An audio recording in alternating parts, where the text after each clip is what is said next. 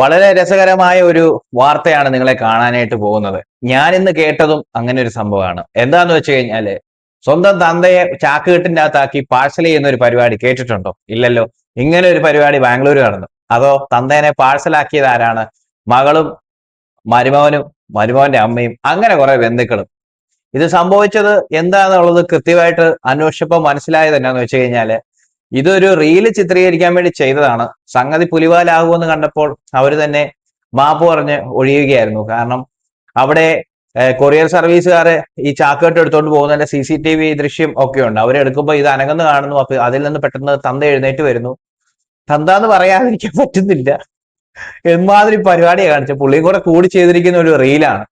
പക്ഷെ അതിന്റെ കുറച്ച് കാര്യങ്ങൾ കണ്ടു നോക്ക്. നമ്മൾ ഇന്ന് കേട്ടതിൽ വെച്ച് ഞെട്ടിക്കുന്ന ഒരു വാർത്തയിലേക്കാണ് ഇനി പോകുന്നത്. ബംഗളൂരുവിൽ റീൽസ് ചിത്രീകരണത്തിനായി പിതാവിനെ ജീവനോടെ കൊറിയർ ചെയ്യാൻ ശ്രമം.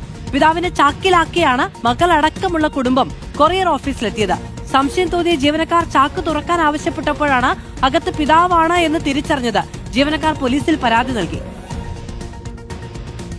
5 ಜನ ಸೇರಿ ಬಯಲಿಕಾವಲಿನ ಕೊರಿಯರ್ ಆಫೀಸ್ನಲ್ಲಿ ನನ್ನ ತಂದೆಯವ್ರನ್ನ ಚೀಲದಲ್ಲಿ ಹಾಕಿ ತಗೊಂಡು ಹೋಗಿ ಯುಗಾದಿ ಮತ್ತೆ ರಂಜಾನ್ ಹಬ್ಬ ಪ್ರಯುಕ್ತವಾಗಿ ಎಲ್ಲ ಬಸ್ ರೇಟ್ ಜಾಸ್ತಿ ಆಗಿದೆ ಹಾಗೂ ಸೀಟ್ ಸಿಗ್ತಾ ಇಲ್ಲ ಅನ್ನೋ ಒಂದು ಮೆಸೇಜ್ನ ಕಳಿಸ್ಲಿಕ್ಕಾಗಿ ಒಂದು ಪ್ರ್ಯಾಂಕ್ ಮೂಲಕ ಕೆಲಸನ ಅಂತ ಮಾಡ್ಲಿಕ್ಕೆ ಹೋದ್ವಿ.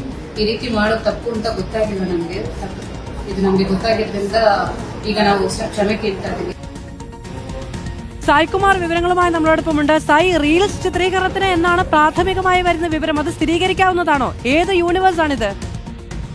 മാധവ്, ബംഗളൂരുവിൽ നടന്ന ഒരു സംഭവത്തിന്റെ ദൃശ്യങ്ങളാണ് ഇപ്പോൾ പുറത്തു വന്നത്. ബംഗളൂരുവിലെ വൈലക്കാവിലുള്ള ഒരു പാഴ്സൽ കേന്ദ്രത്തിലേക്ക് ഒരു ചാക്ക് കെട്ടുമായി യുവതിയുടെ നേതൃത്വത്തിൽ ഒരു സംഘം വരുന്നു. അത് യുവതിയുടെ ഭർത്താവ്, ഭർത്താവിന്റെ സഹോദരൻ, ഭർത്തൃമാതാവ്, ഇവരാണ് ആ സംഘത്തിൽ ഉണ്ടായിരുന്നത്.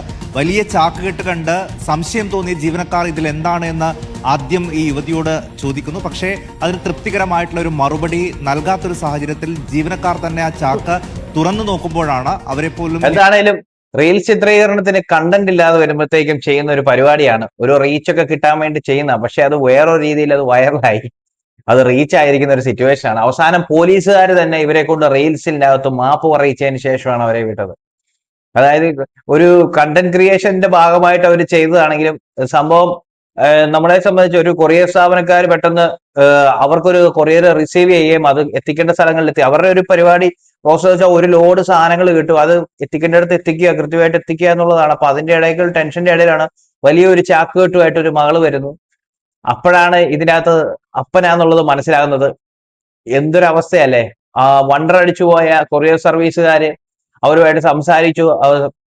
വീണ്ടും ഇതിനകത്ത് പറയുന്ന ഒരു കാര്യം, ആ മകൾക്ക് അത് കൊറിയർ പാഴ്സൽ ചെയ്യണമെന്നുള്ളതാണ്. പിന്നെ ഇത് ചിത്രീകരിക്കാനുണ്ടായ ഒരു കാരണം, ഇതൊരു റീൽസ് നമ്മുടെ ഇപ്പം രാജ്യങ്ങളിൽ തമ്മിലുള്ള ചില പ്രശ്നങ്ങൾ മൂലം ചില എന്താ പറയാ കാര്യങ്ങൾ നമുക്ക് അങ്ങോട്ടും ഇങ്ങോട്ടും ട്രാൻസ്ഫർ ചെയ്യാൻ പറ്റാത്ത സാഹചര്യങ്ങൾ, അവർക്ക് എന്തോ അതുമായിട്ട് ബന്ധപ്പെട്ട ഒരു കണ്ടന്റ് കാണിക്കാൻ വേണ്ടിയിട്ട് അവർ ചെയ്തതാണ് സ്വന്തം തന്റെ. അതായത് ശരിക്കും പറഞ്ഞു കഴിഞ്ഞാൽ ആൾക്കാർക്ക് അങ്ങോട്ടും ഇങ്ങോട്ടും രാജ്യങ്ങൾ വിട്ടു പോകാൻ പറ്റാത്ത സാഹചര്യങ്ങളിൽ കൊറിയറായിട്ട് അപ്പനെ അയക്കുന്ന ഒരു പരിപാടി അവര് പ്ലാൻ ചെയ്തത്.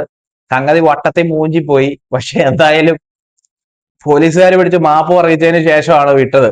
ഇങ്ങനെയൊക്കെ വളരെ വ്യത്യസ്തമായ വാർത്തകളാണ് ഓരോ ദിവസം വരുന്നത്.